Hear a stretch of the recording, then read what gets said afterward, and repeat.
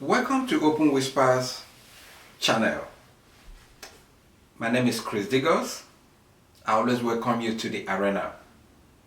Arena is the place where we gather and whisper to ourselves, hoping that one day our secret whispers will not turn to open whispers, because when they do, we know it's something else, that the tyrant will be on the run.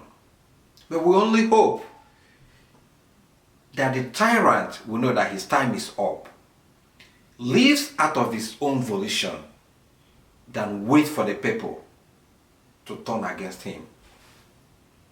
Remember to subscribe, hit the like button, share the video, and leave your comments in the comment section and make it very respectful. I appreciate those who have been sending in their comments and who have always tried to engage me in intellectual discussion on every topic we present in this channel. That is how we grow. I thank you so much. Today, I want to start by talking about our brothers in the African American community in America. You see, I believe in reparation. I believe that the blacks or the African American community have been unjustly treated by the whites. That is a known fact. But where sometimes I seem to disagree a little bit is when everybody says that everything, the killing in the black community, all the vices, the drug abuse, everything has been planted or planned from the beginning against the black community. That is okay. I mean, we can give that. But let's say it this way. If somebody throws you to the ground and walks away, do you have to remain on the ground? These are challenges I'm putting out there for my African American brothers. I've always said that you cannot remain on the ground. If the person you are wrestling with wrestles you down, walks away, you can't remain there, and everything that happens is say, oh, it's because he threw me to the ground. You have so many successful African Americans who have done so well in their choosing professions. But what about those who are still struggling? This is a normal society. I am talking about this because the example I'm about to give also back in Africa, in West Africa, in Nigeria, and in the Southeast, the IGBOS. I want to make the comparison. Today the IGBOS are talking about marginalization, and they are blaming the North. They are blaming the federal government. But what about what has crept its ugly head in the Igbo nation today? Ritual killing, where our young men and girls are involved in this quest for material things. Get rich quick syndrome, YAHOO, advanced fee fraud. You give it various names. Professor Oyibanjo said, Professor Osibanjo, said that if we keep quiet and hope that things will get better, it can only get worse. And the solution to Nigerian problem, according to Professor Charles Soludo, the Anambra State Governor-elect, starts from the region, family, clan, the traditional stew, before you get to the state level. And I believe him. And I celebrate him when he said that. This is why I have his picture on my wall. Because I've always believed that all this cry of marginalization sometimes are self-inflicted. The example is this, of this mad quest for materialism, of a young man in Owerri who tried to kill his own mother for ritual purposes.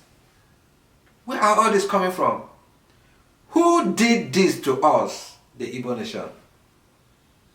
A friend of mine, chap, in trying to answer this question, sent me something, a write-up that is a masterpiece on my wall, when he said, the Igbo nation has become a troubled territory, the land in search of Biafra that will never come.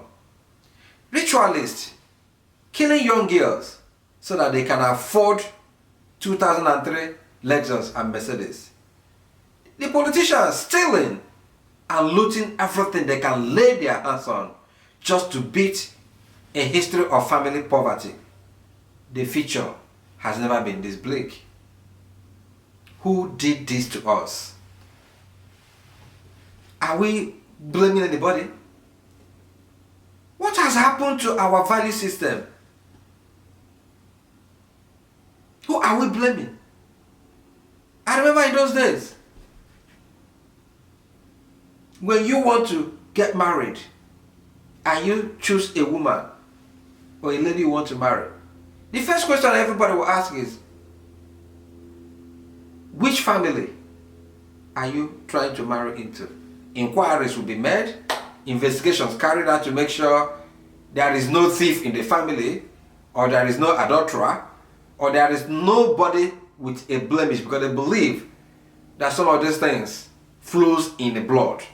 That is the Igbo tradition. Our ancestors taught us the Igbo philosophies. Eziafakego. Good name is more precious than silver and gold. Eziokubundo, meaning truth is life. And above all, Ujiofogana. When you have clear conscience, no matter the evil and adversities that will come your way, you will always prevail. What has happened to those things? Why is our youth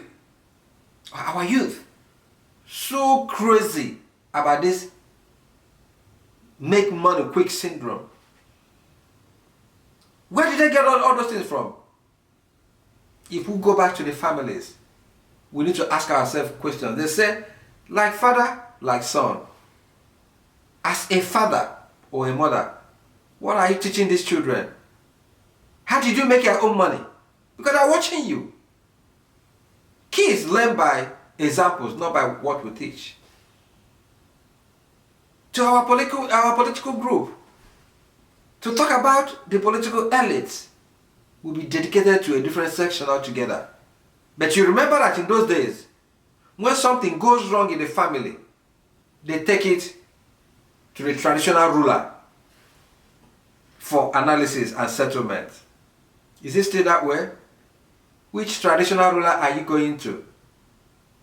What does the traditional ruler believe in? What does he represent? In the first place, why and how was he chosen as a traditional ruler? Was it on merit? In those days, especially in Igbo land, where culture, in those areas like Afikpo, where culture was still sacrosanct, where cultural beliefs are still preserved and practiced.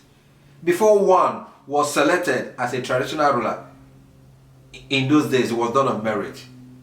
One without blemish, one that is not a thief, one that has not committed any crime, either killing or being present while such a thing was planned. You have not slept with anybody's wife. In fact, one without blemish. Is it still that way?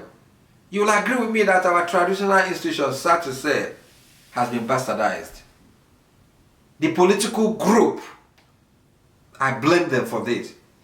They have infiltrated our traditionals too and did all kinds of damages for their own political interest, because they know that if they have access to that they can have their own ascension to their political career, either to be a councillor, local government chairman, governor, or all that.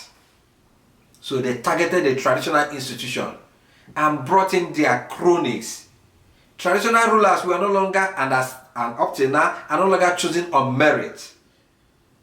Thieves, fraudsters, and all kinds of miscreants are made traditional rulers. And what do you have in return?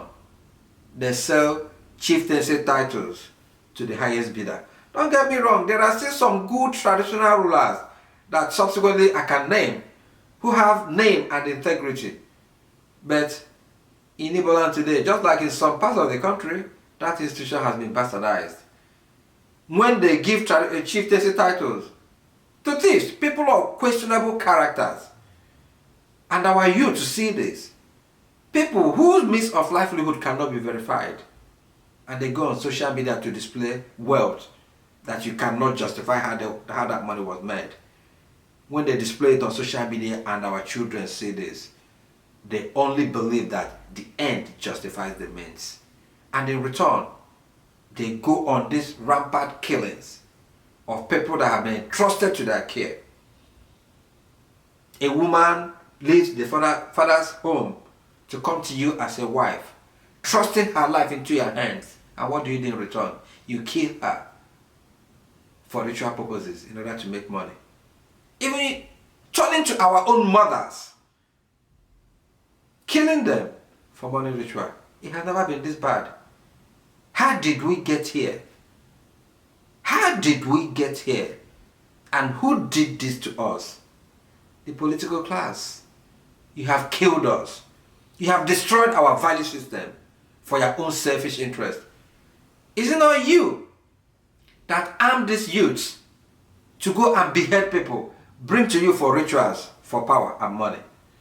Because as far as you are concerned, is the end that justifies the means. You want to ride the highest car. You want to fly on the airplane. You want to dominate everybody. You want to continue killing and killing and killing. And you can't use their own children. You use other people's children. Ruin their lives. This is sad. This is sad. Who did this to us? How did we get this far? We have disappointed our ancestors. We have disappointed our youth. We have killed the future. There is no future. And the time to act is now. We can't even turn to the church for redemption. The church is battling their own travails of some pastors or imposter pastors that the only thing they preach is prosperity. As far as you bring money to the church, they give you knights, they give you titles, they give you elders. Without investigation of the source of livelihood, this is really sad. If we must feast the nation, we have to go back and ask ourselves some basic questions. What future, with our current standard of life, of the end justifying the means, what future does it have for our youths? Are we destroying the future by this quest for mad money? Or are we trying to build a future that our children can be proud of? Who did this to us? Who did this to us, the Igbos? This is Open Whispers. Remember to subscribe, share the video, and in the words of a famous American writer, be well, do good work, and please keep in touch. The end does not justify the means. The means to get to the end is what matters. Let our tomorrow be bright. Until we meet again, thank you and God bless.